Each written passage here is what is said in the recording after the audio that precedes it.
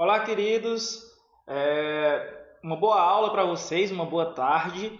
Tá? Tô aqui para trazer essa última aula do semestre para vocês, essa última aula desse nosso segundo bimestre, aula para os alunos do primeiro ano, onde eu vou tratar sobre movimento circular. Vai ser uma aula introdutória, a gente vai introduzir o conteúdo, onde a gente vai trabalhar ele de forma mais eficiente, né, de forma mais aprofundada, lá no segundo semestre, né, lá para o mês de agosto, no início do terceiro bimestre, tá? Bem simples, esse conteúdo aqui, ele basicamente ele é complementar, né, dos conteúdos que nós já vimos acerca de cinemática e de movimentos, né? A gente já viu movimento retilíneo, movimento uniforme, uniformemente variado, já vimos queda livre, já vimos lançamento horizontal, já introduzimos a parte de lançamento oblíquo e essa parte de movimento circular, ela vai ser bem importante para a gente, tá? Mas essa aula de hoje ela é uma aula mais introdutória, ela é uma aula que vai, digamos, trazer para a gente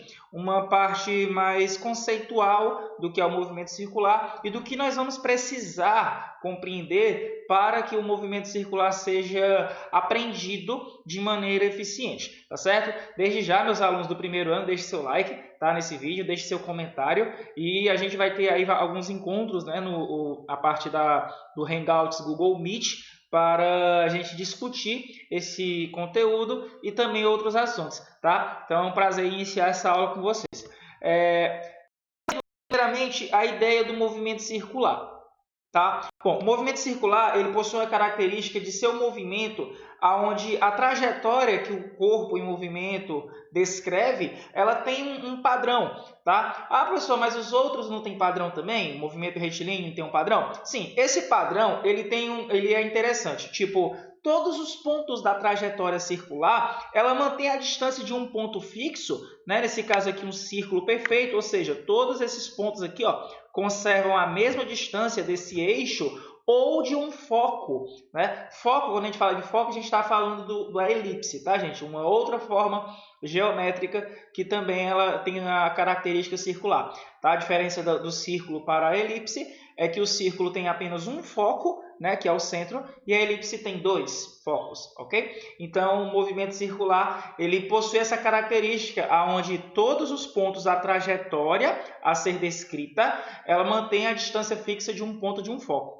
tá? Outra característica importante do movimento circular é que a trajetória ela é fixa, tá? Ela tem início e tem fim, digamos propriamente dito, ela é uma trajetória finita, tá? Ela tem, digamos, um comprimento determinado. Diferente do movimento retilíneo, onde você precisa de um segmento de reta, né? Você precisa pegar um pedaço de um segmento de reta.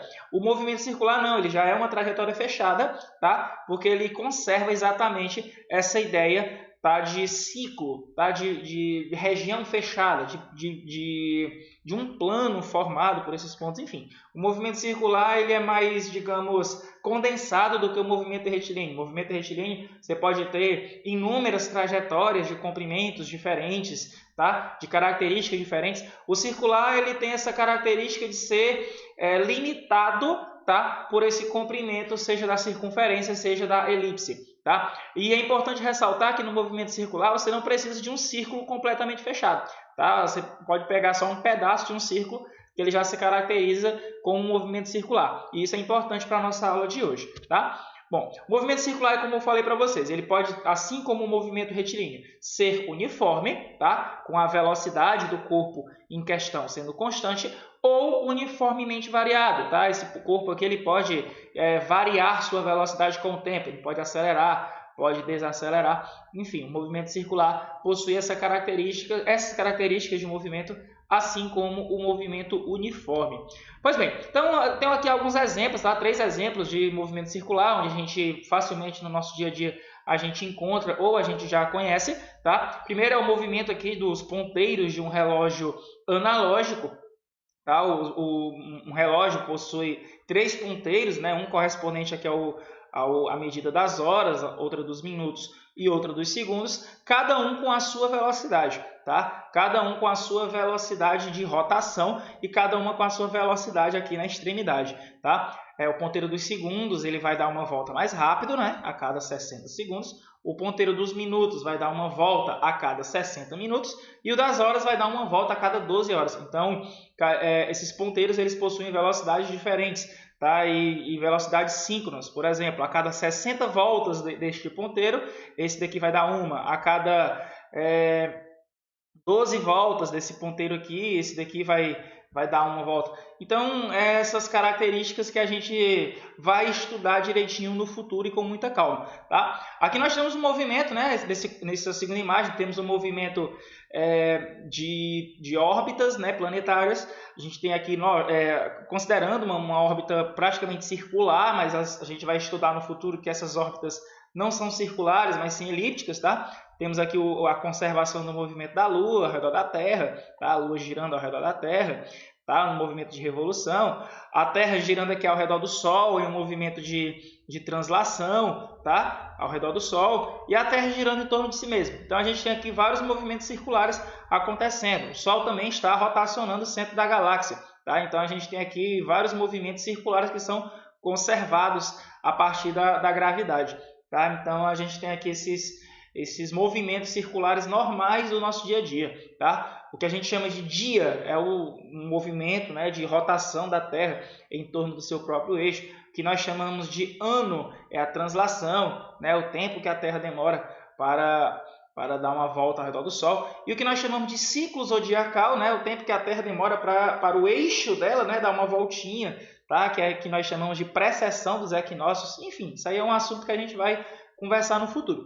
E esse terceiro exemplo aqui é um exemplo de um automóvel, né, executando aqui uma curva, tá, em uma autoestrada. Perceba que diferente desses dois aqui, ó, você tem aqui só apenas um pedaço de um círculo. Ó. A curva em si se refere a esse pedaço aqui do círculo, onde o carro está percorrendo, tá? Esse é um movimento circular. O movimento circular ele executa quando a trajetória, ó, perceba que a trajetória curvilínea é essa, ó, todos os pontos dessa curva estão com a mesma distância desse eixo aqui central, tá? Então, o movimento circular ele dispõe dessa característica que é importante que nós mantenhamos atenção sobre elas, ok? Então, bem tranquilo. Essa parte inicial aqui é só para compreender que o movimento circular está presente no nosso dia a dia. Nós enxergamos, nós vemos o movimento circular em muitos fenômenos do nosso cotidiano. Então, a gente tem que estar de olho nisso daí.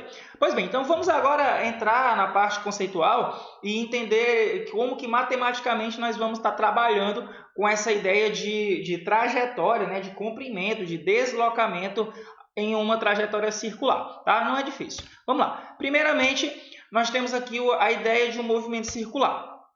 Certos conceitos iniciais. Temos aqui ó, uma trajetória circular fechada, tá? Uma circunferência.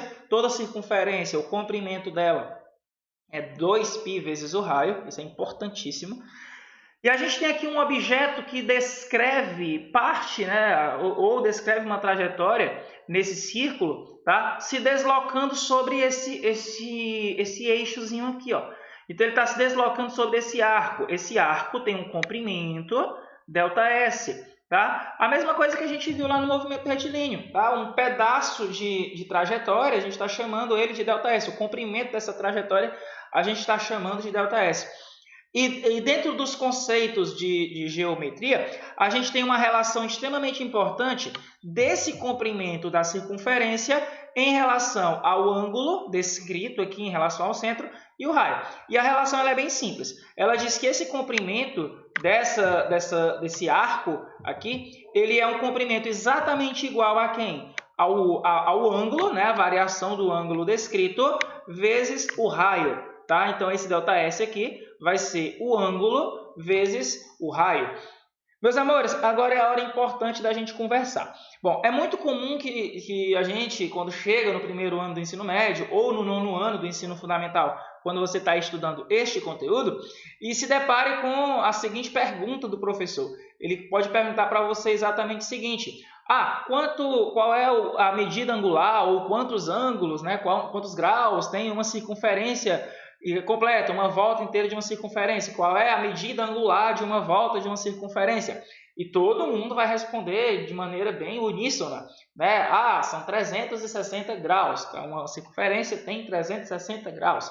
Está errado? Não, não está errado. Está correto. Matematicamente, né, a medida de grau, tá, está associada a isso daí. Uma volta 360, meia volta 180, um quarto 90, né? Todo mundo conhece o ângulo reto. Aí nós temos os ângulos notáveis, né? 30, 45, 60 e por aí vai. Pois bem, só que fisicamente, né, a gente vai trabalhar com movimento circular, nós não vamos utilizar essa medida de grau. Ou, se a gente utilizar, a gente vai precisar de uma conversão.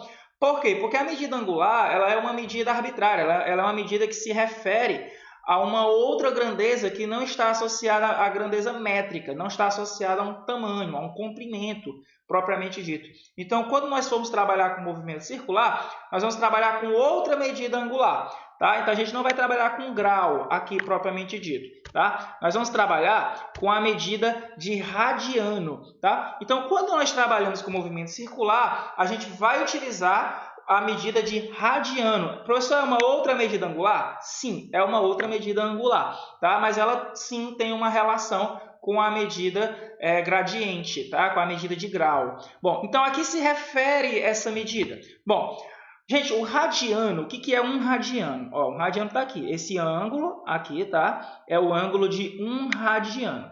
Quem tiver com dúvida, eu peço que veja essa parte do vídeo de novo, tá? Para você entender, para você ver aqui o que é, tá? Tá aqui na figura, o radiano, tá? Esse ângulo aqui é o radiano e aqui que ele se refere. Olha só, o radiano, ele é a razão entre o comprimento do arco, tá? Esse comprimento aqui, ó, dividido pelo raio, tá? Tá certo? Dividido pelo raio. Ou seja, o radiano ele se refere ao ângulo, tá? Ao ângulo correspondente ao arco de circunferência que tem exatamente o mesmo tamanho do raio, tá? Então esse pedaço de ângulo aqui, ó, se refere a esse pedaço de arco que tem o mesmo valor do raio. Então um radiano ele é esse ângulo aí, o ângulo que se refere ao comprimento sobre o raio. Tá certo? Por que isso é importante? Isso é importante pelo seguinte, porque você considerar, no caso, o radiano padrão, ele se subtende, né, da circunferência trigonométrica, quando esse raio aqui é igual a 1. Ou seja, em uma circunferência qualquer circunferência, não importa que círculo, que tamanho tenha, pode ter o tamanho de um palmo, como pode ter o tamanho de 1 quilômetro, enfim. Um radiano vai ser sempre a mesma coisa. O que é um radiano? O comprimento do arco que tem o mesmo valor do raio. Então, o ângulo que se refere a esse arco, ele tem qual é o valor desse ângulo? É o arco dividido pelo raio. Então, é o ângulo correspondente ao arco que tem o mesmo tamanho do raio. Então, isso é um radiano, tá? Não importa que tamanho seja esse círculo. Isso é importante porque nós temos o seguinte, ó. Para fins de comparação, a gente vai fazer agora a relação entre grau e radiano, tá certo? A gente pode chamar o grau da bolinha, né? Ou de grade, tá, gente? Tanto faz. Você pode chamar dessa forma. É o grauzinho, a bolinha ou grade, tá? A mesma coisa. A gente vai fazer a seguinte correlação. Primeiramente, 360 graus corresponde, tá aqui a figura, ó, ao ângulo de uma volta completa ou o ciclo de uma circunferência, ok? O comprimento do arco de um círculo, tá certo? O comprimento do arco de um círculo com raio igual a 1, tá? A circunferência padrão, é 2π vezes 1, né? Que é 2π vezes o raio, né? O comprimento de uma circunferência, 2πr. Então, a gente tem aqui 2π vezes 1, ou seja, 2π. Então, olha só, você percebe que 360 graus, tá certo? 360 graus está relacionado com o ângulo cujo arco, tá? O ângulo cujo arco é igual ao comprimento da circunferência. Então, quantos radianos nós vamos ter? Bom, olha só, um radiano corresponde a esse pedaço, tá? Se eu pegar mais outro raio de mesmo tamanho, aqui, ó, outro arco de mesmo tamanho, eu vou ter 2 rádios, aqui eu vou ter 3 rádios, e no final das contas eu vou ter é 2, 3, 4, até 2π. Gente, 2π, deixa eu só pegar aqui uma calculadora para ver quanto é que vale. Só um momento. Ó, 2π. 2 vezes π. Ó, 6,28. Cara, o arco de circunferência, tá? O arco de circunferência vai ter aqui, ó, 6,28, sei lá, metros, centímetros, o comprimento, tá? 6,28, se o raio for igual a 1. Então, olha só, cara, como é interessante.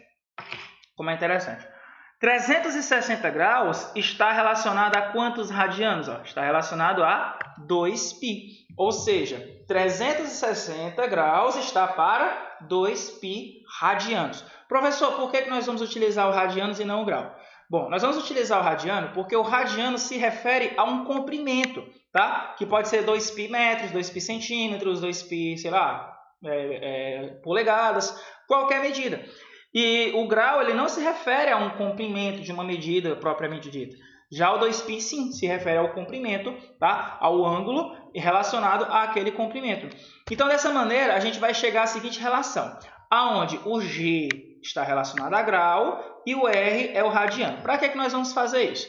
Para que nós saibamos como converter qualquer medida angular de graus para radianos. Isso é extremamente importante. Tá? Extremamente importante nós sabermos converter grau para radiano. Por quê? Porque muitas vezes a gente vai se deparar com problemas onde a gente vê lá um ângulo, por exemplo, de 30 graus, 45, 60, 70 graus, tá? E a gente precisa da medida em radianos, tá? Para que nós façamos as relações corretas dentro do movimento circular. Então a relação ela é essa, ó.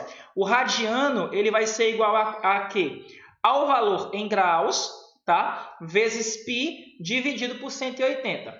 Olha um exemplo. Se os graus forem 360, né? Se for uma volta completa, 360. Então, você vai ter 360 vezes π dividido por 180. 360 dividido por 180 é igual a 2. Ou seja, o radiano vai ser igual a 2π radianos. Então, é essa a forma que nós vamos usar para converter graus para radianos. Extremamente importante. Tá bom? Vamos ver aqui um exemplo disso daí aparecendo, tá? Nós vamos usar essa equação aqui como referência, tá? O radiano é o grau vezes o π sobre 180. Nós vamos fazer isso, ó. Quanto vale? 30, 45, 60 e 90 graus em radianos. Os ângulos notáveis, tá? Então, vamos lá. Bem simples, ó. 30 graus é quanto? Ó? 30 vezes π sobre 180, tá? Pega o grau, multiplica por π, divide por 180. Aí, agora é só simplificar. 30 dividido por 180, tá? Você simplifica aqui, ó, vai dar π sobre 6. Ou seja, o ângulo 30 graus em radianos se escreve como? Π sobre 6 radianos, tá? Então, nós vamos, toda vez que nós estivermos falando de 30 graus em radianos, falar de 30 graus, quando nós formos utilizar o ângulo em radianos, ele vai ser quanto? Π sobre 6. Ok? Vamos lá, 45 graus. Ó. 45 graus é um quarto de volta, né? É um oitavo de volta, né? Entre 0 e 90 é a metade.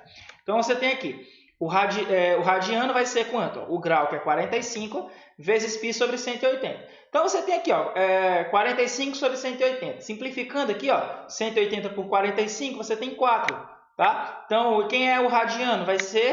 Vai ser π sobre 4, tá certo? Π sobre 4 radianos. Então, toda vez que eu estiver falando de 45 graus vai ser π sobre 4. Já perceberam que toda vez que nós estamos falando de radianos, costuma aparecer o π? Pois é, esse π vai ser muito importante para a gente, tá? O π está relacionado, né, à razão do comprimento de uma circunferência dividido pelo diâmetro. Tá? Isso é super importante. Vamos lá. Se for 60 graus em radianos, né? Como 60 é o dobro de 30, então vai ser exatamente o dobro disso daqui. Então, olha só, 60 por 180, eu tenho π sobre 3. Então, tá aqui. O radiano de 60 graus é igual a quanto? Π sobre 3. E, por último, nós temos aqui 90 graus. 90 graus em radiano, tenho 90π sobre 180, ou seja, π sobre 2. Então, isso é super importante, gente. Super importante. Percebam que o π aparece, tá? Sempre, quando nós estamos falando da medida em radianos, tá? E a gente calcula de maneira bem simples essa forma de converter o grau para radiano. Professor, é sempre que nós vamos precisar fazer essa conversão? Bom, só se a questão falar que a partícula, o automóvel, o corpo, descreveu um arco cujo ângulo é de, sei lá, 8 graus. Aí você faz a conversão para radianos, tá? É bem simples, é só você fazer isso, tá? Pegar o ângulo em graus, multiplicar por π, dividir por 180, acabou, tá? Então a gente tem aí essa forma de converter. Então olha só, toda vez que eu falar de 30, 45, 60 e 90, eu vou estar falando de quem? π sobre 6, π sobre 4, π sobre 3 e π sobre 2, tá? Bem simples, bem tranquilo, bem rápido, tá?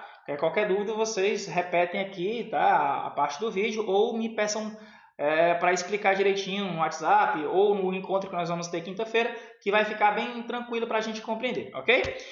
Vamos lá. Agora vamos ver aqui um exercício bem tranquilo, gente, ó.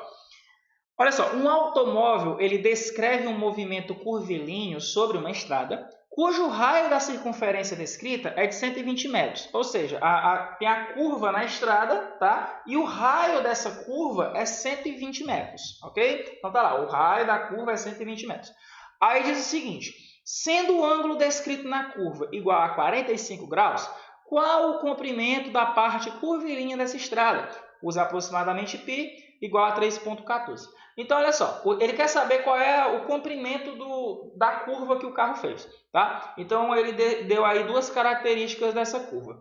A primeira é o raio dela, né? O raio que é a distância do ponto dela até o centro comum, que é de 120 metros. E a outra coisa que ele deu foi o ângulo de 45 graus. Vamos lá, primeira coisa que a gente já tem que fazer, obrigatoriamente, converter os 45 graus para radianos, tá? Então, converter o 45 graus para radianos é π sobre 4. A gente já compreendeu isso.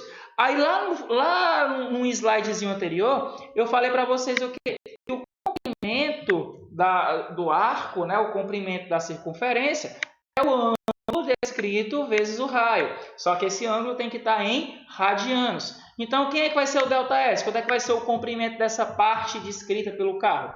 Vai ser o ângulo, ó, π sobre 4, vezes o raio, que é 120. Tá? Então, tem um π sobre 4 vezes 120. Bem simples, ó. É 120 dividido por 4, tem um 30. Então, tá aqui, ó, 30π. Só que o π é quanto? O ΔS é 30π. Só que o π é quanto? 3,14 aproximadamente. Então, o nosso ΔS vai ser 30 vezes 3,14. Então, eu vou ter aqui aproximadamente 94,2 metros o comprimento dessa curva, tá? Uma curvazinha bem comprida. Então, é bem simples a gente aplicar essa parte aqui. Só precisa saber do ângulo em radianos vezes o raio, tá certo? Então, bem fácil, bem tranquilo. Então, na quinta-feira a gente vai estar fazendo aí um encontro de tira dúvida. Eu vou estar reexplicando as partes que vocês manifestarem dúvida. E no mais, é só isso, gente, por esse semestre, tá? Não vou deixar atividades para vocês. Quem quiser fazer as atividades do livro pode fazer sem compromisso, tá? Que a gente vai voltar só em agosto para a gente retomar esse conteúdozinho direitinho e também fazer a parte de explicação mais profunda e também das equações referentes ao movimento circular. Então, meus queridos, por hoje é só, por esse semestre é só em relação aos nossos vídeos, tá? Desejo para vocês, desde já, excelentes férias, excelente descanso, tá? Descansem, fiquem em casa e é isso, tá? Então, aquele forte abraço, tá? E valeu!